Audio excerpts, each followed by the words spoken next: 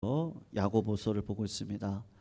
야고보서 2장 8절에서 13절까지 말씀 우리 같이 교독으로 읽겠습니다.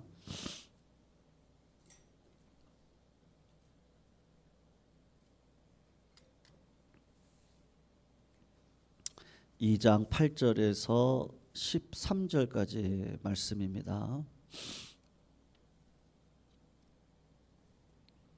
8절 제가 먼저 읽겠습니다. 8절입니다. 너희가 만일 성경에 기록된 대로 내 이웃 사랑하기를 내 몸과 같이 하라 하신 최고의 법을 지키면 잘하는 것이거니와 만일 너희가 사람을 차별하여 대하면 죄를 짓는 것이니 너희를 범법자로 정죄하리라. 누구든지 온 율법을 지키다가 그 하나를 범하면 모두 범한 자가 되나니 간음하지 말라 하신 이가 또한 살인하지 말라 하셨은즉 내가 비록 간음하지 아니하여도 살인하면 율법을 범한 자가 되느니라. 너희는 자유의 율법대로 심판받을 자처럼 말도 하고 행하기도 하라. 같이 읽습니다. 긍휼을 행하지 아니하는 자에게는 긍휼 없는 심판이 있으리라. 긍휼은 심판을 이기고 자랑하느니라. 아멘. 신앙이 어릴 적에는 이렇게 생각을 했던 적이 제가 개인적으로 있었거든요. 이제 그게 뭐냐면 이제 교회 나오시면 모든 사람들이 다 구원을 받습니다. 그렇게 생각을 했습니다. 그게 맞는 말이죠. 여러분, 교회를 떠나서는 하나님의 구원의 역사를 경험할 수가 없거든요.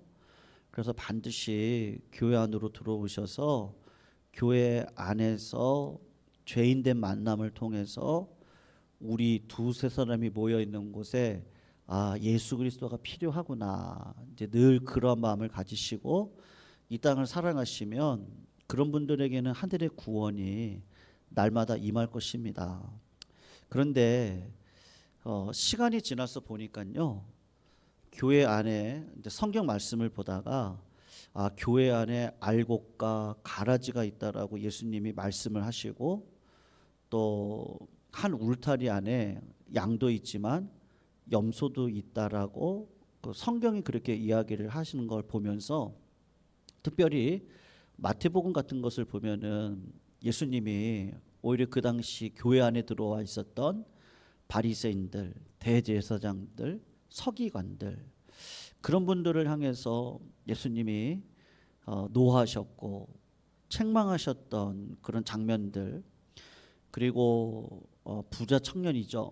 그는 젊은 날의 관원이지만 아마 그 당시로 그런 부자가 되기 위해서는 분명히 상속을 받았을 것인데 그 상속을 받았던 부자 청년이 오늘 본문에 보면 율법에 대한 이야기를 하고 있잖아요. 이 청년이 하나님 앞에 봤을 때 내가 이웃을 사랑하고 하나님을 사랑하는 일을 내가 다 지켰습니다. 그렇게 예수님한테 얘기하는 장면이 있거든요.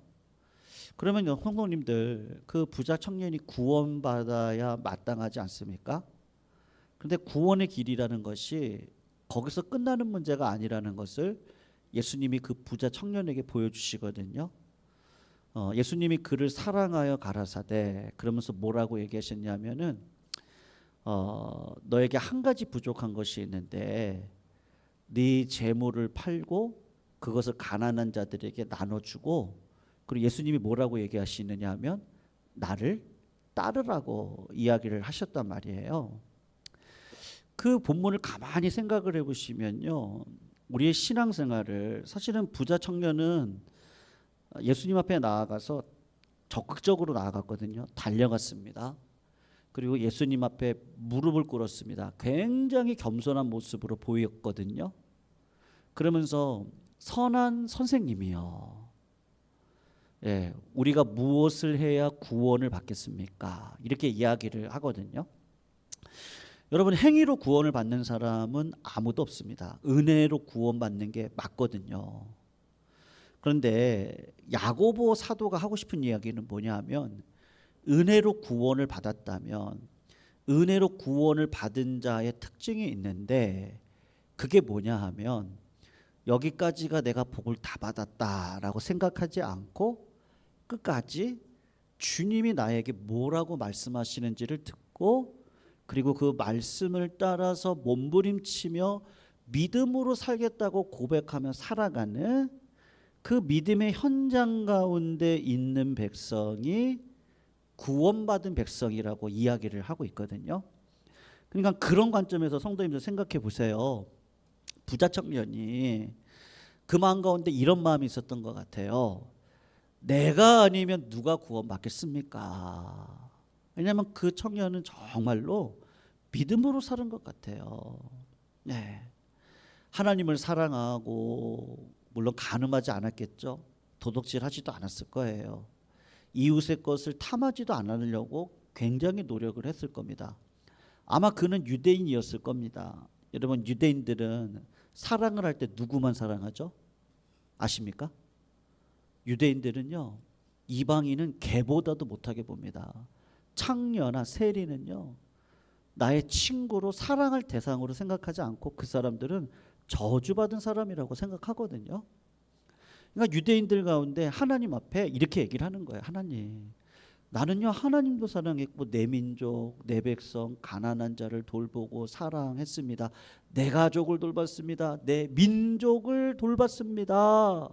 그러니 나 같은 자가 구원받지 어떤 자가 구원받겠습니까? 그리고 예수님 앞에 나와가지고 확증받기를 소원했는데 예수님이 보니까 그래 너가 믿음의 여정을 여기까지 잘해 왔구나.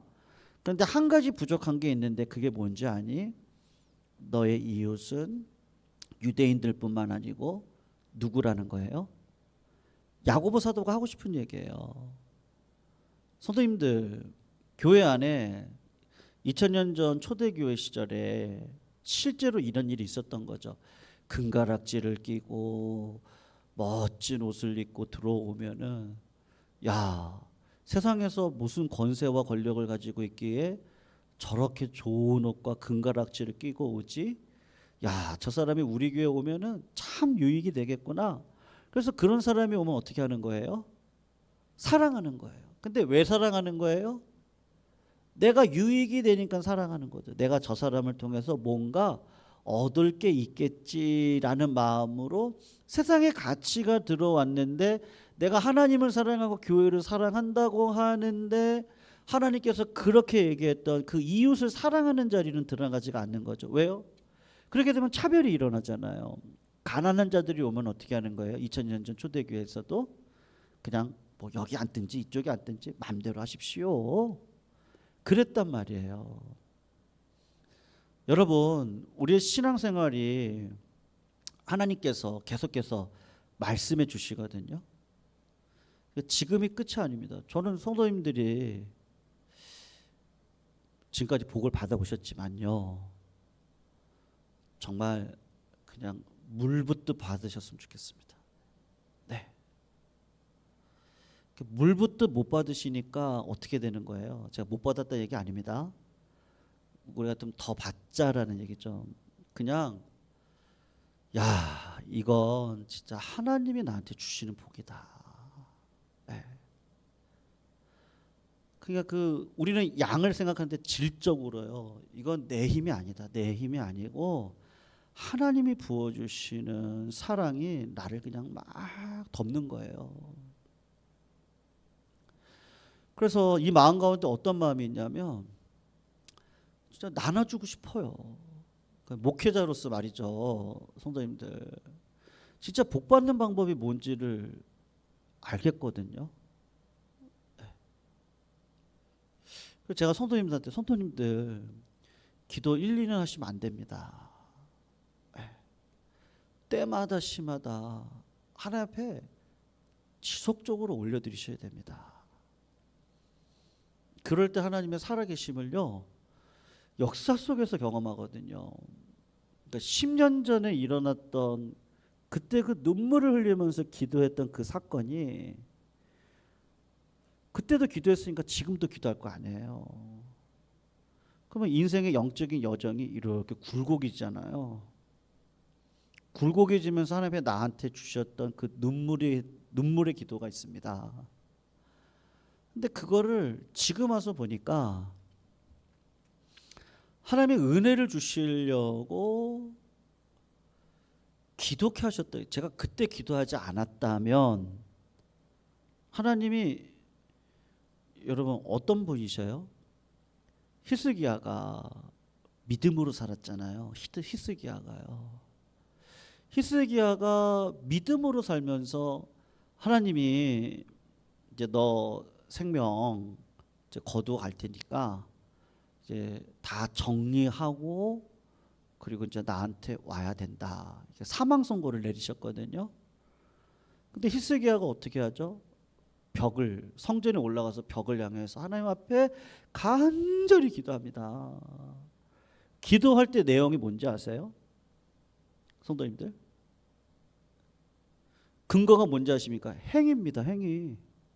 내가 은혜로 구원받아 받은 은혜를, 이게 너무 큰 은혜라는 걸 알아서 믿음으로 살고 싶은 성령의 소욕이 내 마음 가운데 충만히 올라와 내가 하나님 앞에 올바른 삶을 살아가면, 내가 그렇게 살아왔거든요.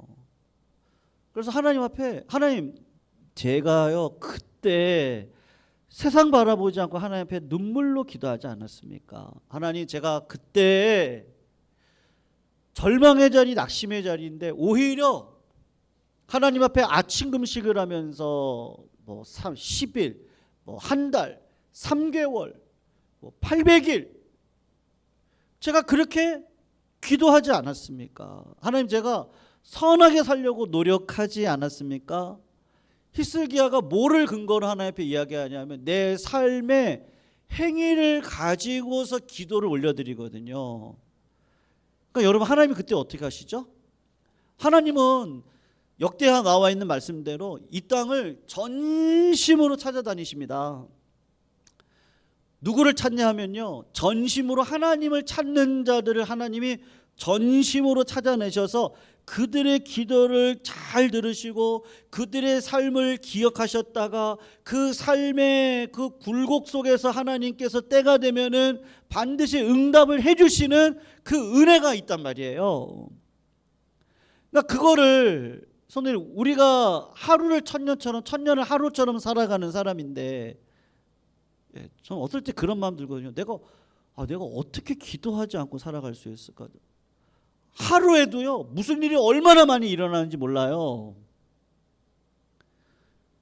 여러분, 1년 내 생각대로 됩니까? 1년도, 성도님 우리 작년 생각해 보세요. 얼마나 많은 일들이 있었어요. 1년이 굉장히 긴 시간이거든요. 그 안에 무슨 일이, 어떤 사건이 어떤 방식으로 어떻게 펼쳐질지 몰라요.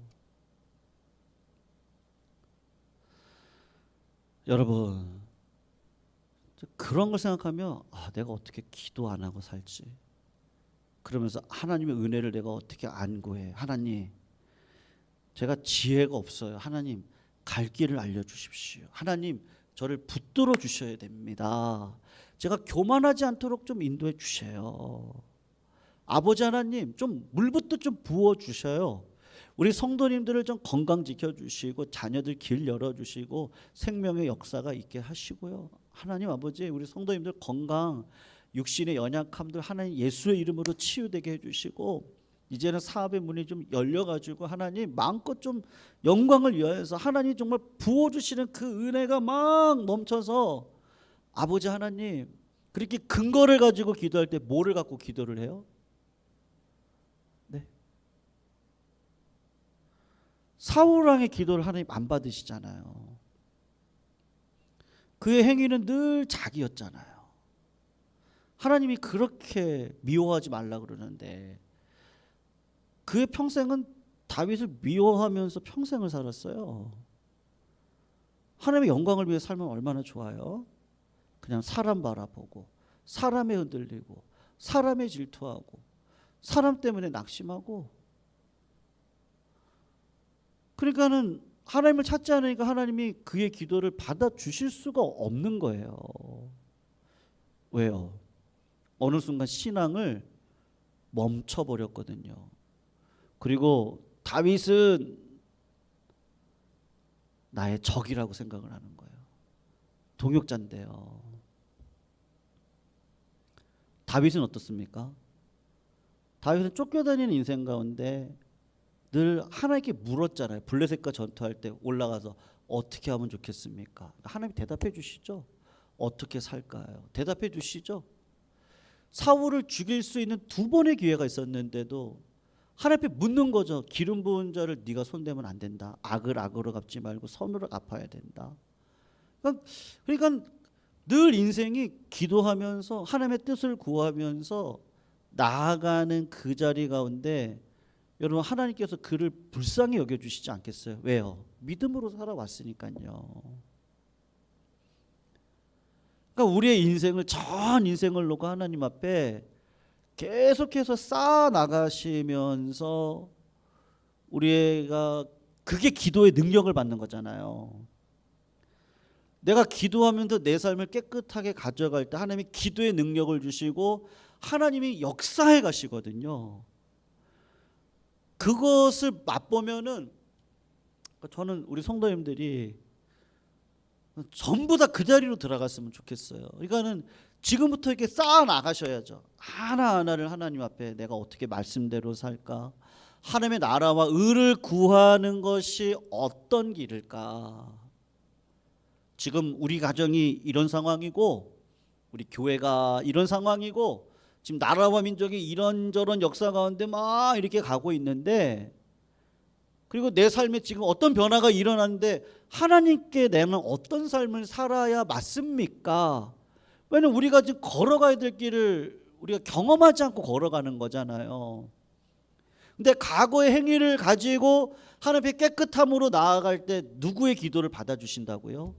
사울의 기도가 아니라 다윗의 기도를 받아주시자고요. 하나님은 히스기야 기도를 받아주시는 거예요. 왜요? 그 사람이 믿음으로 깨끗하게 삶을 살아오려고 하나님의 나라와 의를 구하고 사니까 뭘 입을까 먹을까 마실까를 놓고 기도할 때 하나님의 마음을 딱 바꿔서 그에게 15년의 인생을 연장시켜 주시는 거예요. 근데 그 히스기야가 마지막에 교만을 한번 부렸잖아요. 그러니까 여러분 신앙이라는 게 끝까지 가야 되거든요. 끝까지 말이에요. 다시 부자 청년 이야기로 돌아와서 예수님이 그에게 요구했던 건 그거예요. 네가 생각했던 이웃은 너의 민족 아니니? 자기 민족은 다 사랑하죠. 내 가족? 당연히 사랑하죠.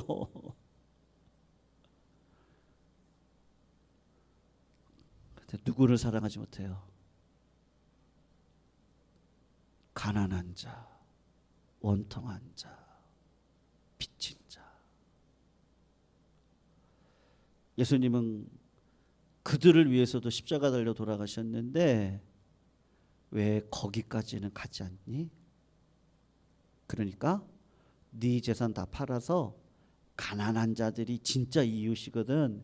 그 사람들한테 다 나눠주고 앞으로 2주 뒤에 예수님은 십자가 달려 돌아가신단 말이에요. 그 주님을 따라가는 거예요. 주님이 따라오래니까. 그러면 어떻게 해야 돼요? 나를 부인하고 십자가를 지는 자리로 들어가야 되는 거예요. 그런데 그 부자 청년이 주님을 끝까지 따르지를 않는 거예요. 바리새인들이 아유 저 예수 하나님 믿어가지고 이렇게 복 받았어요. 근데 주님이 오셔가지고 그들에게 하는 말씀이 뭐예요? 예, 저 세리와 창녀들까지도 여러분들이 사랑하는 자리로 들어가셔야 됩니다. 무슨 말이에요? 하나님의 나라와 의를 위해서 여러분 관념을 깨시고 그 고정 그 생각들을 다 깨시고 오늘도 하나님이 나한테 뭐라고 말씀하시는지를 듣고 내가 할 수 있는 최선의 일을 오늘도 행해 나가야 되지 않겠어요? 그래서 여러분 기독교는 기복주의가 아니거든요. 내가 하나님 앞에 뭐 헌금을 많이 드린다고 그렇진 않는데 하나님은 뭐를 보세요? 마음을 보시죠. 이 마음을 어떤지를 하나님은 아시는 거예요. 아, 저 누구누구 성도 저 마음이 진짜 하나님의 나라와 의를 생각하는구나. 공동체를 생각하고 정말로 이웃을 생각하는구나. 아니면 그냥 막 편을 가르고 말이에요. 나는 복 받고 너는 복 못 받았다고 그러고요. 왜 그래요? 내가 진짜 복을 못 받아서 그런 거예요. 그 복을 받으면요, 이 복을 막 나눠주고 싶거든요. 그래서 우리 성도님들이 사랑하는 성도님들 좀 기도를 오래 하셨으면 좋겠어요. 어떠한 상황 속에서 우리 주님 바라봤으면 좋겠어요. 그러니까 어떠한 상황에서 주님 바라보면 그때 하나님이 능력을 부어주시는데 그걸 경험하고 나면 그 주님의 길을 걸어가는 게 막 억지로 걸어가는 길이 아니고 너무 기쁘거든요. 네. 어떤 목사님이 저한테 그러셔요. 목사님 혼자 다 하시는데 힘드시지 않냐고. 저 거짓말 하나도 안 보태고 안 힘들거든요. 네. 기뻐요. 그리고 하나님이 제 개인적으로 어제도 응답을 주시더라고요. 근데 그게 너무 감사해요. 하나님이 나 같은 사람을 기억해 주시는구나. 그러니까 더 헌신하고 싶어요. 더 충성하고 싶어요. 더 종로도 괜찮겠어요. 그냥 저 다 괜찮아요. 왜냐하면 주님이 보고 계시니까. 그게 너무 감사하더라고요. 우리 성도님들이 그런 믿음의 삶 안에 들어와. 여러분, 저는 우리 교회가 우리 사랑하는 성도님들께서 정말 응답의 그 역사에 그냥 우리 성도님들이 다 전초기시가 되셨으면 좋겠습니다. 근데 우리가 심어야 되잖아요. 제가 지난 금요일 날도 말씀드렸지만, 사과 그 농부가요. 5년 정도쯤에 이제 첫 열매 맺잖아요. 그걸로 끝내는 분이 계십니까? 이 정도 해가지고 한 10년에서 그래요. 많이 저게 됐어요. 그러면 그 사자 농원을 끝내요. 그렇지 않거든요. 끝까지 견지하면서 내가 이거를 잘 해가지고 우리 자식들 때 나눠주고 또 그 자식들이 또 이걸 가지고 또 잘 지켜가면서 시대를 타고도 잘 좀 이렇게 해 나가기를 원하는 게 부모의 지혜잖아요. 하나님도 똑같지 않겠어요? 하나님도 똑같이 우리의 모범은 예수 그리스도인데 어떤 사람이 아닙니다. 저도 아니고요. 어떤 누구도 아니에요. 성도님, 우리의 모범은 예수님밖에 없거든요. 예수님이 오늘도 나에게 너가 내 안에 내가 너 안에 있으면 무엇이든지 원하는 대로 구하라. 내가 시행하리라. 이 말씀이 그대로 됩니다. 믿음에 있으면요, 이 산을 들어서 저 바다에 던지라 그러면 됩니다. 근데 왜 안 된다고 그래요? 포기해서 그런 거예요. 멈춰서 그런 거예요. 하나님의 뜻 안으로 계속해서 들어가셔야 돼요. 내 사랑의 영역을 넓히셔야 돼요. 그리고 악은 악으로, 절대로 악을 뿌리내리지 못하게 해야 돼요. 선은 선으로 이 땅을 일어갈 수 있도록, 그 선의 방식으로 살아갈 수 있도록 우리의 모든 삶과 체계를 이뤄가야 돼요. 그래야지 하나님께서 복을 주시거든요. 절대로 하나님은 그냥 나타나시는 법이 없으시거든요. 전심으로 나를 찾는 자들에게 나타나시는데, 초대교회가 자꾸 세상적인 가치가 들어와서 교회가 이제 좀 커지고 사람 많으니까 어떤 마음이 드냐면 사람을 구별하기 시작을 하는 거예요. 그리고는 신앙을 멈춰요. 여기까지 나는 복 받았고 저 사람들은 복 못 받았고, 교회가 갈라지는 거죠. 여러분, 예루살렘 교회가 하나님 앞에 크게 쓰임 받지 못하고 안디옥 교회가 쓰임 받는 이유가 있거든요. 야고보서를 보면 알아요. 안디옥 교회는 오히려 왕족이 들어오죠. 종들이 있죠. 고관들이 있죠. 이방인들 들어오죠. 예, 다 하나가 되어져서 하나님의 영광을 위해서 어떻게 살아갈까 고민했던 안디옥 교회가 쓰임 받거든요. 그냥 쓰임 받는 게 아니란 말이에요. 여러분, 그래서 그냥 오늘도 우리가 그냥 전심으로 하나님 앞에 기도하시면 좋겠습니다. 그리고 오늘 본문 말씀은 이야기를 하거든요. 율법에 대한 이야기를 하고 있어요. 네. 진짜 신자는 성령의 소욕을 따라서 이 땅을 살아가는데 자유한 사람으로 살아가거든요. 그러니까는 율법이 나를 내 안에 있는 죄를 폭로시키고 그 율법을 완성하신 예수 그리스도께로 달려가 그분 앞에 구해서 능력을 받아가지고 그리고 새로운 삶을 살아가는 거예요. 그러다 보면 인간이 또 아담의 군상이기 때문에 이 10년 가운데 교만이 찾아오고 절망이 오고 원망이 오거든요. 그러면 또 율법이 나를 그 죄가 어떻다는 것을 이렇게 폭로시키잖아요. 그럼 다시 우리는 어디로 가는 거예요? 예수님께로 가는 거예요. 가서 피의 보혈로 나를 깨끗하게 씻어주시고 하나님 내가 죄짓지 않고 깨끗한 인생을 살아갈 수 있도록 주님의 나라와 영광을 위해 삶을 살 수 있도록 나를 이끌어 주세요. 그게 매일 같이 삶을 살아가다 보면 하나님이 진짜 기도의 능력을 주시거든요. 그래서 어떻게 되죠?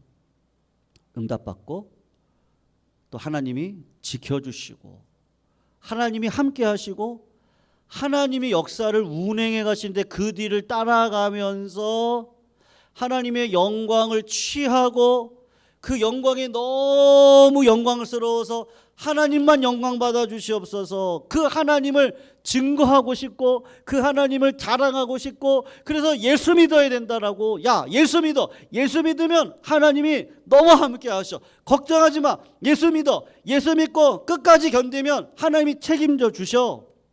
이거를요 정말 자신 있게 얘기할 수 있는 거예요. 여러분, 그런 자들의 특징이 뭐예요? 멈추지를 않아요. 신앙의 완성은 천국 가야 됩니다. 사랑하는 성도님들, 그때까지 우리는 주님이 나에게 달려갈 길을 마치는 그날까지 오늘도 주님을 붙드셔야 될 줄로 믿습니다. 여러분, 오늘도 하나님이 그것을 이 연초에 저희들에게 요구하시거든요. 그런 믿음의 삶을 살아가실 수 있는 우리 거룩한 성도님들이 다 되시기를 축원합니다. 우리 말씀 생각하면서